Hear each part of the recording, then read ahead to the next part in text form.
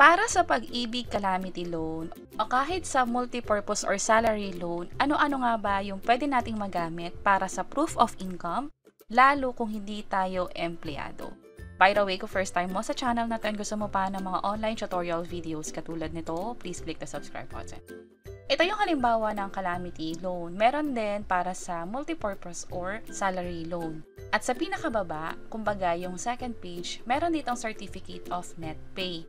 Yun nga lang, para sa mga self-employed or OFW, wala tayong mabibigay na certificate of net pay, lalo kung hindi naman tayo empleyado dito sa Pilipinas or halimbawa ay voluntary member tayo sa Pag-ibig.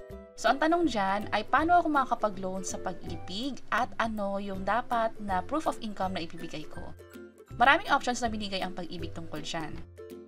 Ito, yung para sa mga self-employed, kung sakaling meron kayong ITR, halimbawa kayo mismo yung nagbabayad ng tax ninyo, pwede nyong isubmit iyon. At meron pang sinabi dito na financial statement, OR, para sa tax payment, kasama na rin ang DTI registration or mayor's permit or business permit. Kung sakaling wala naman ito, halimbawa, nagbebenta kayo, nasa larangan kayo ng sales, kung merong commission vouchers, pwede nyong i-provide yon. For the last 12 months yung kailangan ibigay at dapat original. Pwede rin naman ang bank statements or passbook for the last 12 months. Kung sakali na yung source ng income mo ay pensyon o di naman kaya ay pinapadala sa iyo via remittance. Original na bank statement ang kakailanganin para dito.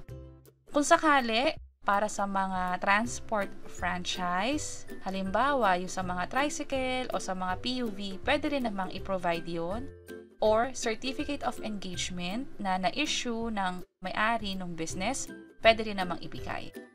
May mga pagkakataon na kahit isa dito ay pwedeng wala kayo. Or kung meron man, mahirap makakuha ng original na kopya, pwede naman ang declaration of income.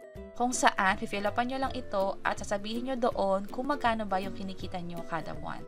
So, i-click natin to at ito yung magiging itsura niya. Ito yung halimbawa ng filled out na form na. Andito yung pangalan, yung address, at magkano ba yung income mo. Pwedeng professional, talent, or service fee. 20,000 pesos. Kapag tinotal natin siya for 6 months, nakalagay dito yung gross income naman.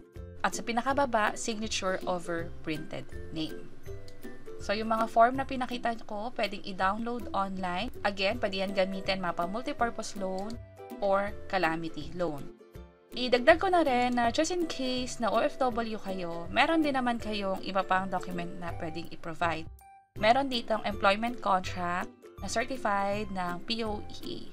Kailangan within the last 12 months ito. Ang pwede nyo i-provide ay alin sa dalawa, yung employment contract between sa'yo at sa pinagtatrabahuhan mo, o di naman kaya yung sa POEA na contract mismo. Pangalawang option ay Certificate of Employment and Compensation within the past 12 months.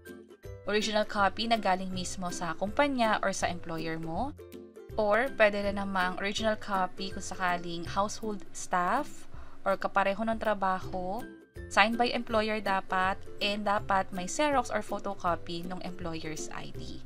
Ang isa pang option ay pwede rin naman ang ITR na final ninyo doon sa bansa na pinagkatrabahuhan ninyo. Pero tandaan na kung sakaling yung document ay po-provide ninyo ay nasa foreign language pa, kailangan ng English translation para dyan.